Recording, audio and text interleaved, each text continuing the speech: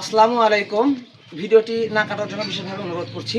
তো আমি এখন অবস্থান করছি বগুড়া জেলার গাবতলী থানার ৪ নং নারোমালা ইউনিয়নের ৭ নম্বর ওয়ার্ড দোয়ারপাড়া গ্রামে। তো এখানে আমরা এর আগে ফেসবুকে পোস্ট করেছিলাম যে একটা মানবিক কাজ করব। তো আলহামদুলিল্লাহ আজকে আমরা সেই কাজের জন্য এসেছি এবং সেই পোস্ট দেখে অনেকেই আমাদেরকে কিছু পাঠিয়েছেন, সেটা আমরা তাদেরকে হস্তান্তর করব ইনশাল্লাহ।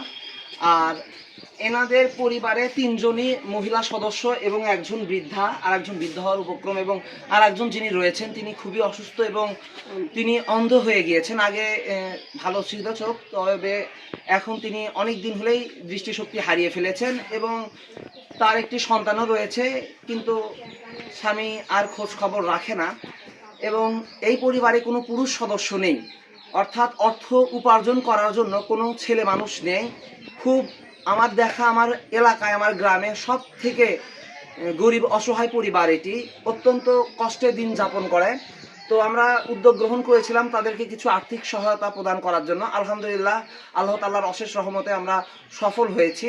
তো আমরা তাদের হাতে বুঝিয়ে দিব সেটা, এবং তাদের মুখ থেকেই শুনুন তাদের কী অবস্থা। তো অত্যন্ত কষ্টের মধ্যে তারা জীবনযাপন করছেন, তাদের বাসায় কোনো পুরুষ সদস্য নেই। তো আমরা শুনতে তাদের তাদের মুখ থেকে শুনেন তারা কি ধরনের সমস্যায় ভুগছেন, কি কি অসুবিধা রয়েছে আপনাদের একটু জানাবেন। মাথা স্ট্রোক করে চোখ অন্ধ হয়ে গেছে, তারপরে মনে করেন যে অসুস্থ হয়ে গেছে, চিকিৎসা করে পাচ্ছি না, খাবার রোজগার নাই, কাজকাম করে খাইতেছি, নিয়ে খেয়ে যাতে পারছি না, আমি কী করি করা না, এখন হাসপাতাল ভর্তি করবো, চিকিৎসা কোনো টাকা নাই। তিনিও অসুস্থ, তিনিকে হাসপাতালে ভর্তি করা দরকার, কিন্তু আর্থিক অসচ্ছলতার কারণে হাসপাতালে নিয়ে যেতে পারি নাই। তো ইনশাল্লাহ আগামীকালকে হাসপাতালে নিয়ে যাওয়া হবে ইনশাল্লাহ। আমাদের ইমাম সাহেব কিছু যদি বলতেন। আসসালামু আলাইকুম ওয়া রাহমাতুল্লাহি ওয়া বারাকাতুহু। আলহামদুলিল্লাহি ওয়াহদাহু ওয়াস সালাতু ওয়াস সালামু আলা মান লা নাবিয়্যা বা'দা, আম্মা বা'দ। প্রশংসা আল্লাহ রাব্বুল আলামিনের জন্য, শান্তি বর্ষিত হোক আল্লাহ রাসূল সাল্লাল্লাহু আলাইহি ওয়াসাল্লামের উপর।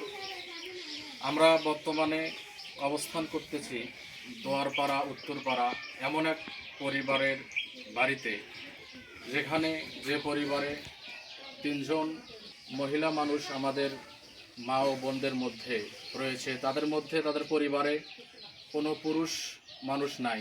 তাদের চলাফেরা করতে, তাদের সংসার চালাতে এমন এক সংকট অবস্থা হয়ে দাঁড়িয়েছে।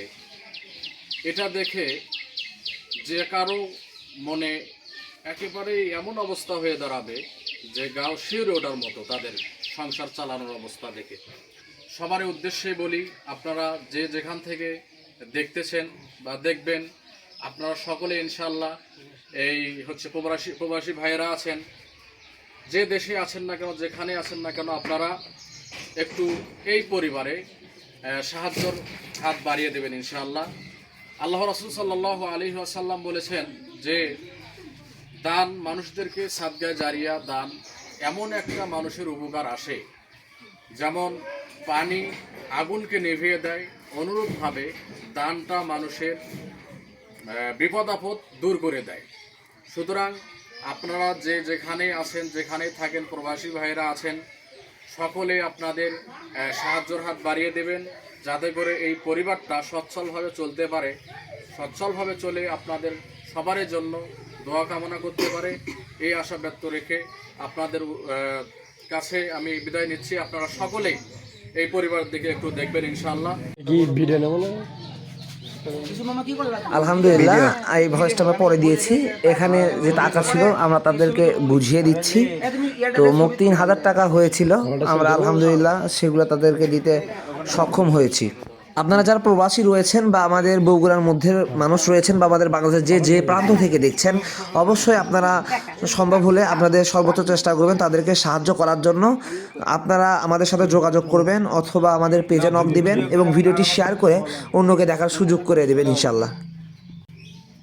এই যে আমাদেরকে যা দিয়েছিল আশেপাশে, আমরা যত দূর পেয়েছি আমাদের ব্যক্তিগত উদ্যোগে এখান থেকে দিয়েছি। তো সবার জন্য আপনারা দোয়া করবেন, আল্লাহ যেন তাদের দান কবুল করে এবং তারা যেন আরও সাহায্যের হাত বাড়াতে পারে। সবার জন্য দোয়া করবেন।